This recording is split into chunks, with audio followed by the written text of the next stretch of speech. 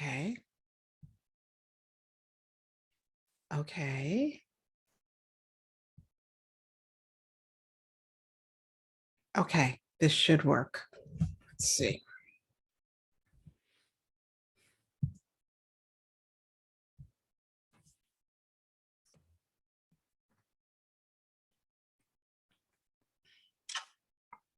Okay. Yay. Yeah, here we are. Okay, very Hello. promising. Hello, Oh, Cynthia. How are you? I'm doing great. How are you? I'm Can I good. pronounce your name correctly, Liz?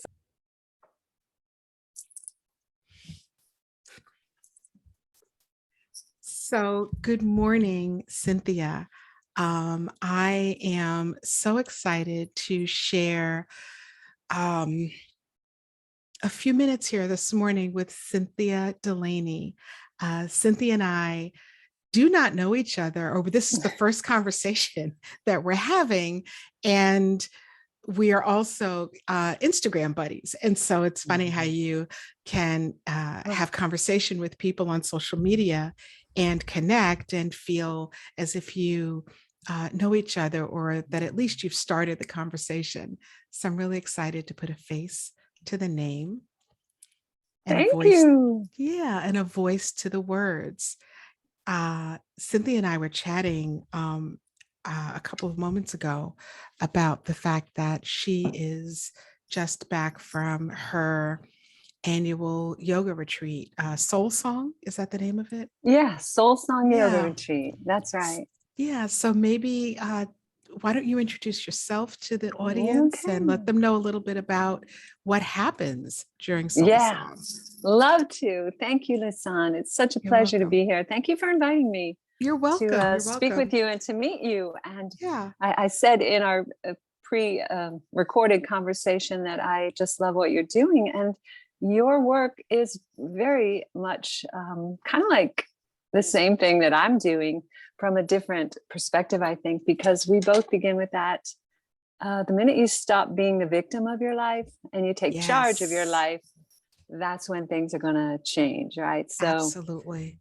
yeah, so I really appreciate what you're doing and love to talk to you, and love to talk in general about just the journey of the soul, right? I mean, that is why we're all here. We're here. It's not a dress rehearsal, right? We're here to really learn and grow. And so my work as an entrepreneur and, I'm a yoga teacher, spiritual healer. I do meditation, and I teach and talk about the soul, the journey of the soul. So anyway, I lead extended retreat in Colorado, which is 4 days. And it's a small, exclusive one that takes place usually every September. It's a beautiful time there. And it's about transition time. And so we just got back, and it was a weekend of everybody coming there was looking for some fresh perspective, because we're all just changing. Things are changing. And also, it seems like everybody's at a transition point right now. I mean, Absolutely. after COVID and everything. So just to allow that time to get out of your usual groove and to get everybody there on 85 acres of beautiful sagebrush, snuggled right against the old San Juan Mountains. And there's nothing like Wow, the Cynthia. music in those mountains gets you singing your song, let me tell you. So we had an adventure, and it's a good balance between activities and meditation. And that's why I named my business Equilibrium, because it is about balance, right? I mean, so that's basically my joy, to just help us, help women find that wholeness and that balance within themselves through the spiritual practices. Really, that's mainly my focus. So yeah. I love that you're leading that. And as you know, I am a huge supporter of helping people to really stand in their skin, to stand fully in their lives, and to do that from a place of empowerment and from a place of full receptivity of the person that you are, the person that you're created to be. So I love, like, you are certainly singing my song, my soul song right here, because, life Oh. is, it's a challenge, and it is this beautiful journey that ebbs and flows, and there are dips and, that happen along the way. And the importance of finding time to resonate with your soul, Mm. the self-care, the true self-care, which is ensuring that you're connecting in spiritually, is the thing that helps the rest of the year go differently, and lighter. So I really am happy to hear that you're doing that work. Thank you. And Yeah. it takes courage. It takes courage. And it does take just self-inquiry, right? I mean, Mhm. you have to be willing to go there. I know for the longest time I wasn't willing to go there. I was just living that autopilot life, easy breezy.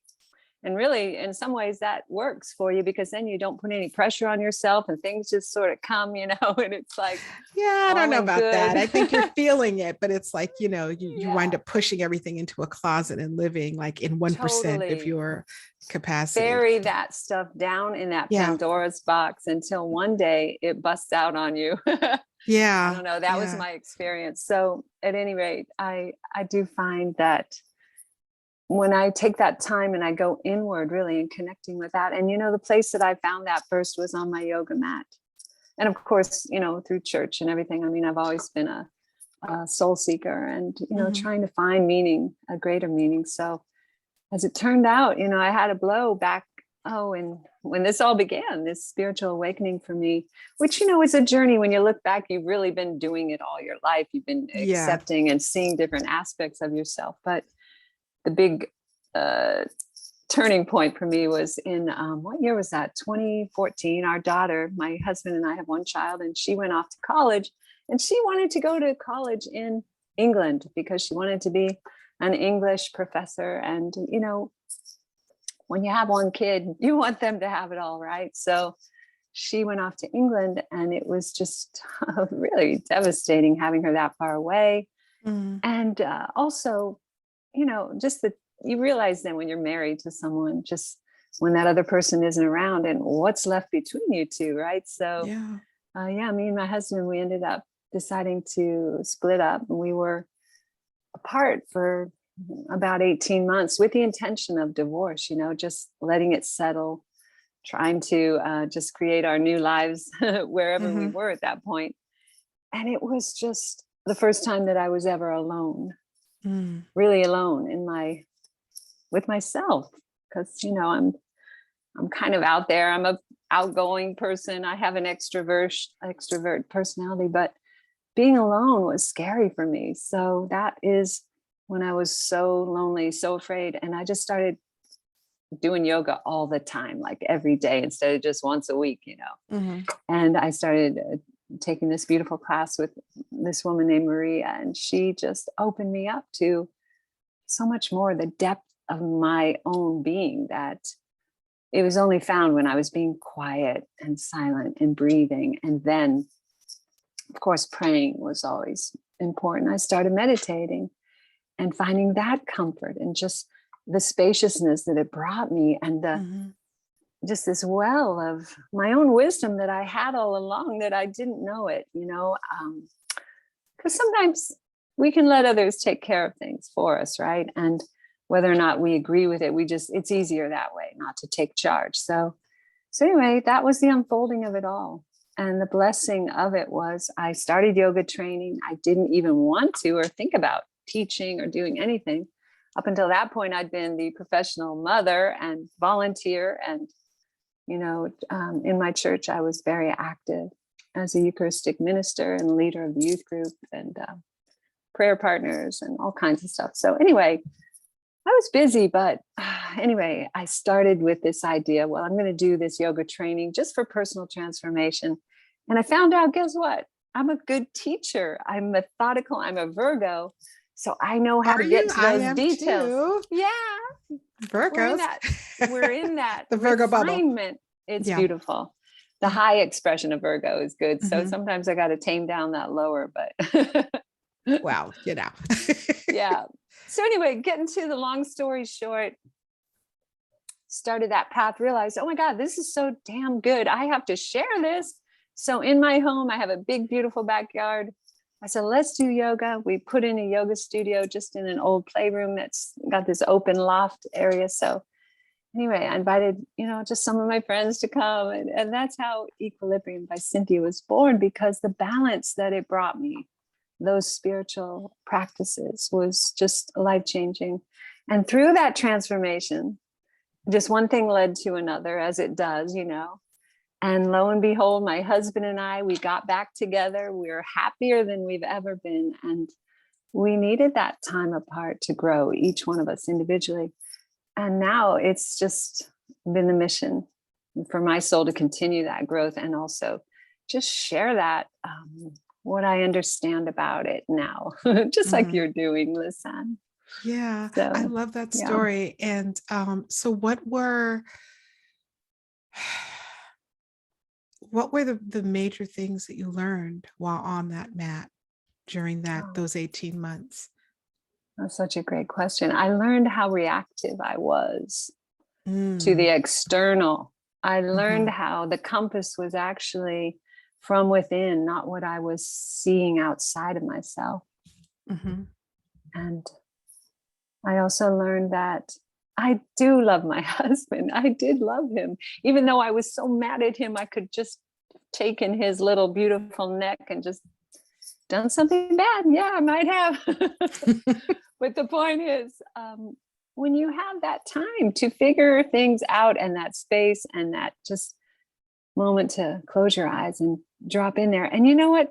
Stuff comes up and you got to deal with it. The fact that I'm not proud of a lot of the ways and the things I used to do, but what are you going to do about it? You're going to rectify it. You're going to Mhm. make those apologies. You're going to go out and try to, make good on that. And then you're going to teach others how not to do the stupid things that you did by just taking time for themselves. Right.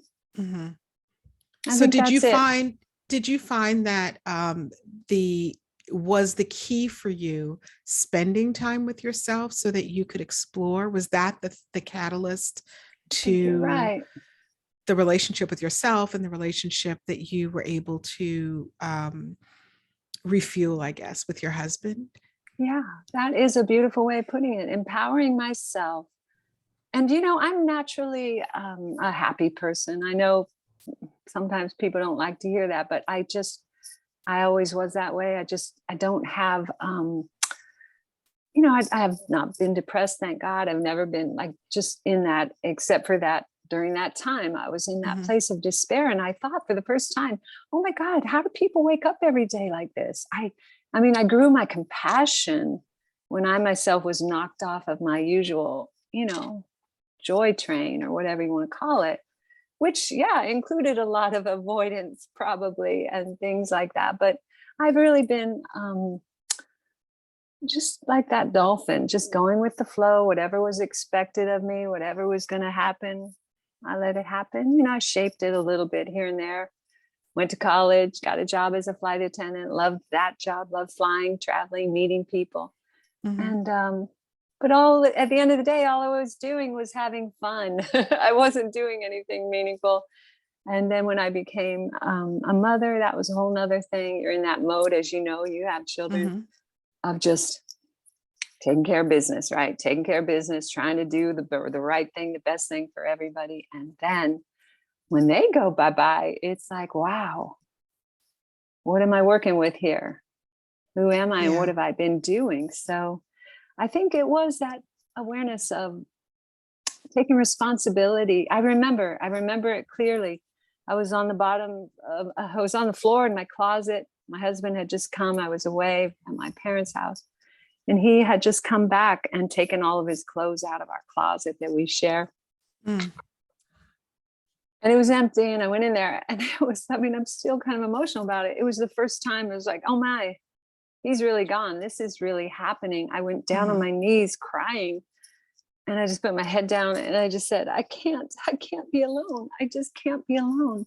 And I swear, a voice inside me said, yes, you can, and you will, and you're going to do this. And that was when I was just like, yeah, I've got to learn how to be alone. And that's what I Mhm. did. So it takes sometimes a crisis of a little dark night of the soul, right, to spur us into action.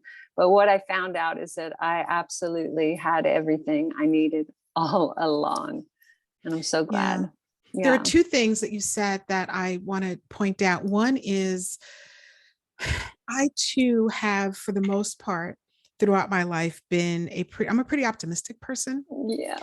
And I try really actively to see the positive in things because I come from a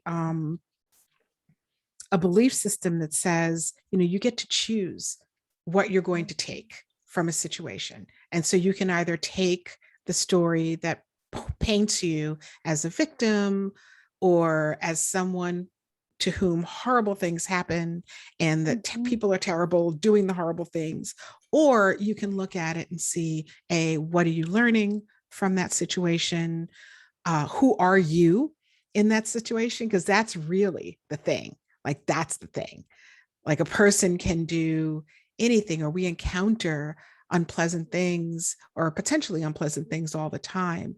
And the real question, and the question that matters, and where we have influence, is who we are in that situation and what we do. And so, I'm sorry, I'm kind of like digressing because I have like 50,000 thoughts at one time. The point I'm making is that sometimes and I think a lot of folks are today feeling anxious or depressed or feeling sadder than they are accustomed to feeling. And sometimes it's not this horrible pit that you're in, you're actually on your journey to something else. And that journey sometimes feels uncomfortable. It's just like learning a new pose in yoga, Yeah. It has to. where, yeah, where I'll tell you for myself, throughout the pandemic, I was one of those put on COVID weight people, and I did not do a lot of Mm. working out. I did a lot of working. And so when I Yeah. first got back on my mat, I went to do as simple a pose as downward facing dog. And I got to tell you, my arms were like, what the actual heck are you doing here? Like, just, you can't do it. Oh, but you And did it. You but I did did it. it, right? And Yeah. so you can take those moments, those few seconds or those few minutes of your day, and call those the make that the star of your story. Or you can understand that it's actually taking you someplace else, because had you not experienced that discomfort, had you not felt the way that you felt and had the thoughts that you had, it would have been very difficult for you to get to where you are today, having gotten to the other side of it. And You that's said absolutely truth. And you know what? I recognize in that. And I'm so blessed by and with, all of the help that I've had. I mean, my teachers, I attend a metaphysical school that has just totally transformed the way that mm, I view life itself. And anyway, I'm so grateful for all the support and the help that I've had. And really, we cannot do it alone. We just can't, because we need those mentors and those people who, in that moment when you're down on your knees, they have that little ladder and you can just see it up there and you're ready to grab onto that rung. They're waiting for mhm, you up there, right? So, absolutely. and I totally resonate with what you said about it being like just taking that one step at a day at a time. And that Absolutely. daily practices transform you. That is my mantra. Absolutely. It is the total transformation. You have to do a little bit, not a lot, just a little bit every day, and you're going to stay in your groove. I believe that's true. That's So true good, of good for everything. you. Yeah. Thank you. That's true of everything in life. It's true even Yeah. of growing a plant. You get a Yeah. plant, you don't douse it with a little bit of water and walk in the next day and have the thing, How come towering that over took me you. so long to learn that? Then I killed every I know. plant I ever had when I was younger. It takes time. It takes time. And I think that sometimes Oh, we see people who are smiling and who have oh, gone through the journey and who have established, their entrepreneurial endeavors or whatever the things are that we do during our journey. And I think sometimes people miss the fact that it is a journey and it takes time and you don't learn all the things in 1 second. no. And you know what? It takes perseverance and discipline to attain anything, especially to Absolutely. master your lower self, your ego, Hmm. your the parts of you that are so ingrained that you believe that they're you, but then you realize, man, that's not really cool that I do that or I think that way. Or I mean, and during this past, oh man, COVID for everybody, what an eye opener into our own the wallpaper of our minds, right? Just Absolutely. totally crazy stuff came up for me. Yeah. Like, wow, I never even felt that I saw things that way. And I've been just really doing some deep soul searching with along with the rest of the planet after 2020, that January 2020. Yeah, it was a Yeah. big And turning point.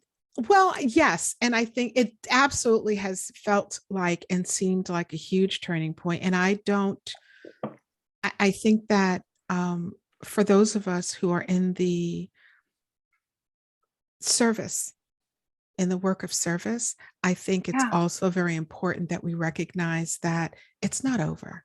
No, It's not over. far And from this over. this is and what I mean, just to clarify, what I mean by that statement that it's not over is that so many of us were, I think things are changing today, and so many of us were raised to just kind of pick ourselves up by our bootstraps and keep it going, Mm. and to walk through sometimes really challenging situations, just shake it off, put on a little bit of lipstick, or put your tie on, or whatever the things are that you do in the persona of your day-to-day life, to just do those things and keep it trucking. And what I'm observing is more and more people who are struggling to get back on their feet, whatever that looks like, but to get back to their center. Because Yeah. the truth of the matter is that no matter what side of the political fence a person is on, it doesn't matter. No matter what side of the racism fence a person is on, does not really matter in this conversation, or the public health situation, whatever side of the fence, vax, not vax, whatever. Yeah. The truth of the matter is that every single one of us have experienced something happening in our world that is so different from anything that we've ever experienced before. And we may be a little better prepared should something like this happen again at some point in some other way. Mhm. But this we've never experienced. And it's really important, especially, I believe, for us as people who are in service to the soul and to the spirit, that we recognize that and help people to understand that what you're feeling doesn't mean that your life is shitty. It Right. means that we are getting to a point in this process where the survival mechanisms are starting to maybe dissipate a little bit. Mhm. And Mhm. once you get to the other side of a survival point, you have to turn, or you're called to now face some of the other things that were going on that perhaps you could not deal with at the time. Very similar, if you don't mind me saying, to Sure. the experience that you had, where it's like you're raising kids and you don't have, I mean, you have some time to think about things that are going on. I had a Yeah. similar experience where I was raising children with my ex-husband, and that takes a lot of energy and time, and working and Totally. home Totally. and children and all of that. And then there comes a point when some of that gets pulled away. They get older or whatever, and it They go to gives you, high school. or they go to high school or whatever, and When they then go to that high gives, school, they don't want to talk to you. exactly. And then it's like, Yeah. well, if they're not talking to me, I guess, hey, who are you? Who are Yeah. you? Who am I? Who are you? So I'm saying that and sharing that just to say, for folks who are maybe feeling a little off their axle right now, Yeah, that totally. it's perfectly understandable. It is. And we all have our role, right? Like me, let's just say, I resonate with all of the activism, people on the streets. My daughter is in Brooklyn, New York, big time out there for all of the causes that mean something to her, the things that were awakened, the racism, the inequality, all the issues Mhm. of equity. And guess what? I value that so much. And she's good at that, but I'm not good at being loud and getting out there with that voice, but I Mhm. feel like I can help spread that compassion, that love through other Mhm. ways, with writing. I do a newsletter where it's inspirational, what we're going through at the time. Mhm. I post a lot on Instagram, just daily things that will bring me joy. Joy is kind of like my pulse point, because you've got to find it. If you don't have that, and you can find it even in that dark place, there's Yeah. something in there that you can be grateful for and celebrate.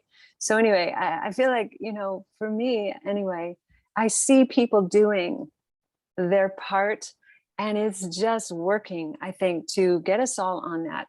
We are not staying the same, we're not going back, and Mhm. it's time to shift things. What can I do to heal myself so that First, I can heal others, and exactly. also just be part of the transition into this new, better place? And we are getting there, we are going. It's just, Yeah. it takes time. First, everything has to break down, right, Lisane? It's like everything has to break down in order to build it back up, as Yeah. evidence of my life, basically. So But that's just, I mean, yeah. that's just another analogy for what happens in the world. And I think if you take any experience that's happening, you can apply it to either the broader context, the collective, or you can apply it to yourself. If It's you so neglect a true. plant, it's going to die. If you overwater Yeah. it, if you hover, if you know, don't allow the plant to grow and go through the process that it's meant to go through, you're going to deter its growth or even smother it, you know, Yeah. um, and every situation is really the same. It comes down to those same very basic principles of the way that life begins, the way that it grows, and then the way that it Yeah. completes at the end. And so this Totally. situation that the world is in, same thing, and it needs as much light and sun and water and air and space as it can possibly get, and I think the joy, hell yeah, joy. And I hear a lot of people that are like, I don't know, you can't just be happy all the time. Yeah. Really? So why is it so much better to be miserable all the time? Okay, I don't, so you a can't lot of think. people ask me that, like, do you wake up like this? And I'm like, Let's talk kind of about like, that. yeah, Yeah. I kind of do, because I set that intention for myself, because I know that my ability to rise above all of the hard struggles. I mean, just even the thing that's been weighing on my heart heavily is those fires up in the sequoias. Those trees are millions of years old, I think thousands at least. And Mm-hmm. when you think about just how a fire can just so quickly destruct, but then you think, okay, this is the cycle. Yeah. We burn and we're reborn, and we learn how to not take unnecessary risks, and just do it better next time. But anyway, what I was going to say was the point about just this healing that takes place for all of us. It doesn't mean there's anything really that wrong with you. It's just you Exactly. want to be closer to your real self. And guess what? When you come in with that attitude, without judgment and everything, you have so much to be grateful for every day. That's why I'm Yeah. happy every day. I just look at it like, you know what, I get to do this today. And even if it's something terrible, like I get to, be exhausted, or I get to be whatever I'm feeling. I don't know what I'm trying to say there, but basically, happy is a choice that you make every single day. And I Absolutely. know you do it too. And it's easier for some people. And I think a lot of it too for me was that I was always that kind of a sensitive person who was observant. And Mhm. when you're observing, you're in the moment, you're in that present moment awareness where that's where everything is happening. That's where the joy lives, basically, Mhm. right? You're not thinking about tomorrow, you're not looking in the past. So it's easier to be happy when you're in that present moment. Yeah. And I think it's and I know, I don't think I know for sure that it's also the decision to be happens in our minds. And so we live in a society that is learning that being in a state of anger and repression and frustration is actually not a healthy way for us to move forward. And I come from the East Coast where sometimes people can be like a little, fiery. Me too. I'm from Um, PA. Where are you are from? you? I'm Yeah, from Brooklyn. I'm originally from Brooklyn. Brooklyn. Yay. Yes, yes. Love it over there. And I recognize that there are some people who say, again, like, the world is terrible. How could you be happier? Yeah. As if being miserable helps, Yeah. or as if being joyful means that you are out of touch Hmm. with Hmm. reality. And when you really Yeah. do take a look at what happens in your body and in your mind Oh, when you're living in tell a me about state it. of misery and the damage that it does to every part of you, it's It is just, all about yeah, energy. You hit it right there. You yeah, hit it make a right different there. choice, make a different Uh-huh. choice, try a different choice, and you can Yeah. still do all the things, and respond to the things that are going on around you that perhaps you want to Mhm. shift. But anger and being in a combative relationship with the world around you Oh, is just yeah. about as disempowering a position as you can possibly put yourself in.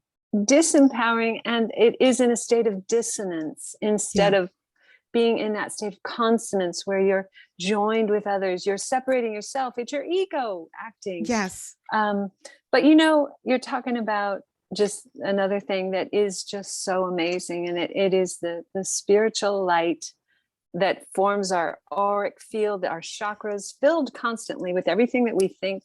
We take in all information, what we read, who we speak with. We even take in other people's energies, even us, you and me, we're We're sharing creating an energy. energy. Hmm. Absolutely.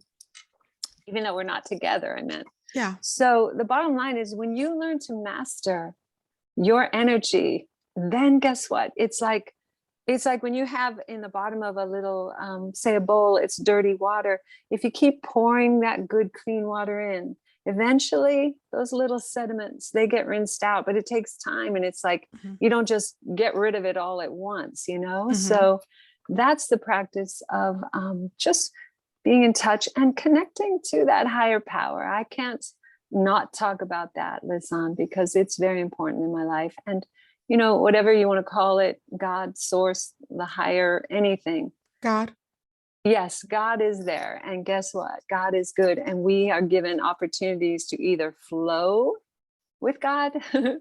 or resist, right? And most of our journey is spent resisting a lot. And we're going to continue to do that, I think. But Mhm. we're human. But we do have that eternal spark, that spirit. And that's our guiding light. Absolutely. I have two questions before we go that I'd like to Oh, great. So play soon we're around with, if you're finished. okay. Wow. I'm totally I know. open. Okay. Question number one is, we talked about, you just mentioned the fact that we do share energy, whether we're on the phone, even, through social media. If you Totally. think about the number of energetic connections that you make every single day, and you're connecting to ads that are there, the movies that you watch, the conversations that you engage in, everything is energy. And everything is about the connection of energy.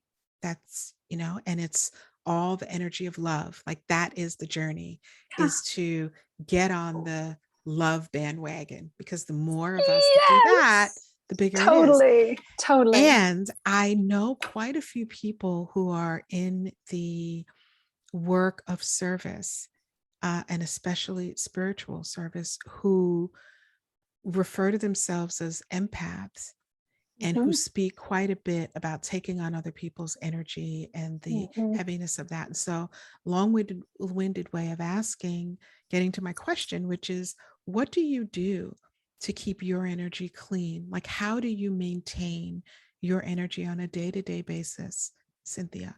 That is such a beautiful question, and something that I teach. And of course, I've learned this from my own experiences at the Spiritual Arts Institute. It's a metaphysical school, which is just simply about the journey of your soul. So we work with divine light, and it's Mhm. the energy that rules the universe. I mean, I mean, we're stardust, right? I mean, we're part of the molecules, the particles of every living thing around us. And I believe, and what I have been studying with, is that energy that you take in must be cleared. So I meditate with divine light every day. I ask for what I need. There's a spiritual color in everybody's aura for every emotion, every Mhm. attribute. You want strength, you call on the gold light. You Mhm. want love, you call on the pink. You want to be cleansed and purified. There's this beautiful, it's an orange red flame, like a just a clearing energy to take away those old things. So every day I start my morning, I meditate, I clear, I cleanse, I rejuvenate, ask for that life force energy in my bones, in my atoms and cells. And then I ask for whatever I need. Like today, actually, I meditated with a turquoise ray of abundance. Oh, nice. Abundance, not just in prosperity, but just abundance in all things that bring joy to this world. Let it flow to me, from me, through me, whatever you're going to do.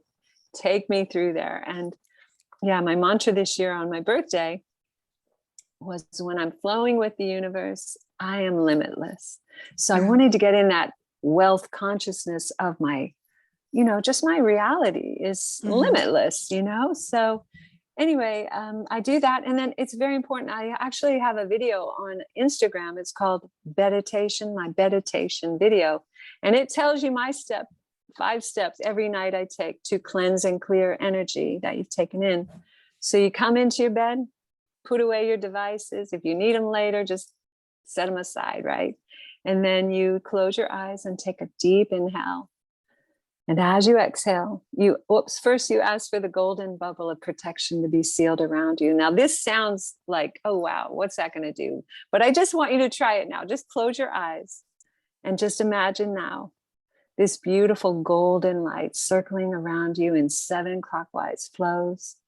And this energy is your safety net between you and anything that is not for your good or the greater good of all. And just you are now in this bubble, Mhm. protected.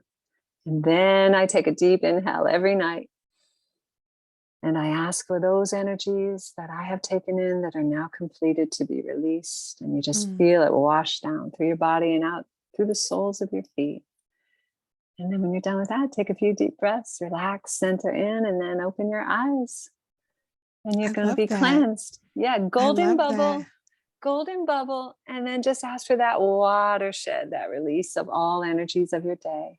I love And that. it's going to work. Yeah, I have a uh, similar one. It's funny because there are so many different ways to do that, to cleanse ourselves. And the totally. importance is to cleanse yourself. Like, find Doing the it. one that feels Yeah, good and that feels right totally. and that resonates with you, and do that. But you have And to do something. even going into a big venue, now that we're, back in groups Mhm. together and stuff, before you walk in that door, just close your eyes, seal yourself in that golden light, asking, Mhm. I want to be protected now from any outside energies that are not for my good or for the greater Mhm. good of all. And that just gives you that courage to walk through that door, knowing that people can do whatever they're doing and it's not going to Right. get in your energy field. So I do use that divine light a lot. I really recommend it. Yeah. It's really transformed my life, just giving me that personal power of what I need, calling Absolutely. on it and taking it Yeah. in.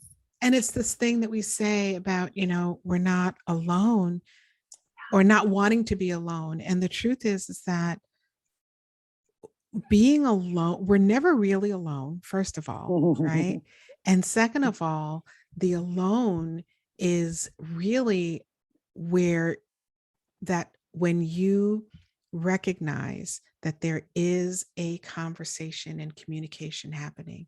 So being alone is really just getting yourself grounded enough and cleansed enough to recognize that there's a communication happening anyway. That's You said alone. it. That's Perfect. what alone Perfect. is.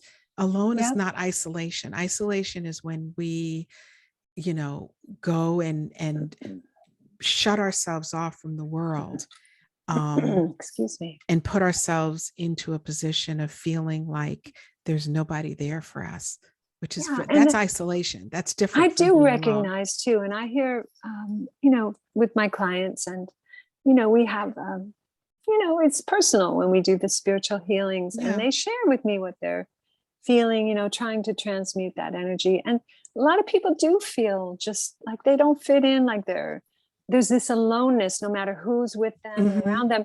And, working with your own spiritual energy, working with that light within you and developing it and growing it, it just opens you up to, like you said, that portal of knowing that Hmm. you're not actually alone. You're connected to everything and with everyone around you, really. When you believe that in your heart and soul, then, I don't think you could feel as alone I as the agree. struggles of some people are. So I agree. anyway, we could go on and on about this, couldn't we? And I think we We should at a could. later I think date. I think we should come back, but I do because I'm really focused on relationships right now, and the audiences hopefully. And so a lot of as you know, a lot of what I believe is around the relationship that we're in with ourselves. And that's really just, to prep us to be in better relationships with other people. So, since you and your husband, if you don't mind, Sure, um, no. 3 tips or 3 things that you learned about relationship or something about relationship Okay. would be fantastic. Here is a fabulous impetus for anyone who's struggling Let's with do it. and in a relationship. Number one, I believe in past lives and I believe in future lives. And I believe that you are here with the people in your life that you have those close one-on-ones with to be in karma, be in union with them, to solve it. There are many people in your life that you don't have anything to resolve. So those are those harmonious flows.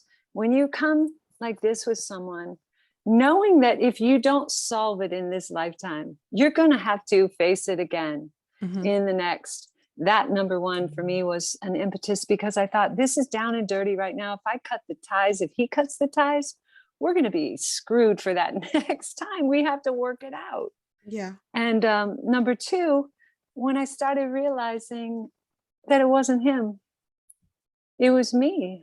I also took part in this relationship for how many years at that point? 25 years. And, when you start, like you speak a lot of, just not being the victim, just Mhm. taking that responsibility. When I realized that everything I was thinking about what he had done or was doing, when I put that back on, well, what did I do? What did I say? How did I react? And I remember I just for helping me through, I had just this little sign up on my mirror there. It was that Socrates line, which is, the unexamined life is not worth living, right? Mm. Mhm. So every time I thought, like, oh man, he's the one that did everything. And I just thought, you know what? Keep digging, Sin. You got to keep going in there. Yeah. Why? Why? Yeah.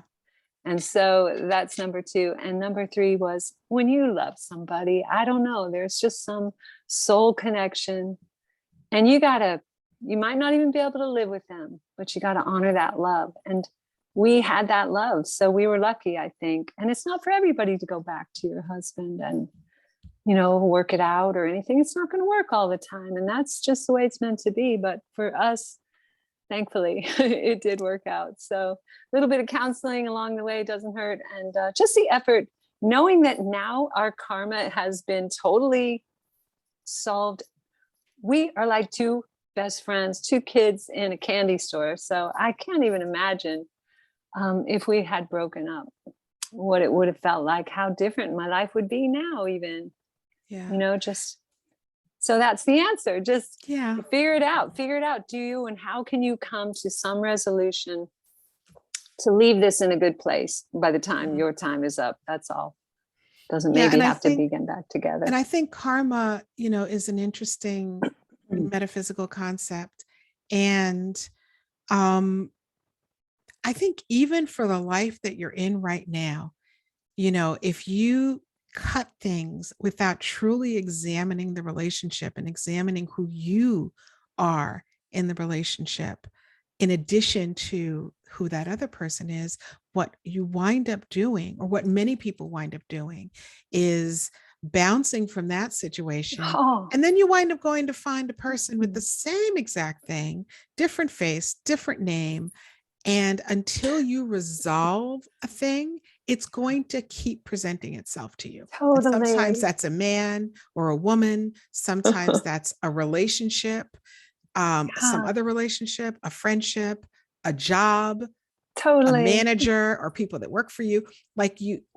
What we choose not to resolve continues to come back, because God and the universe is always wanting to help us to heal and present us opportunities to heal.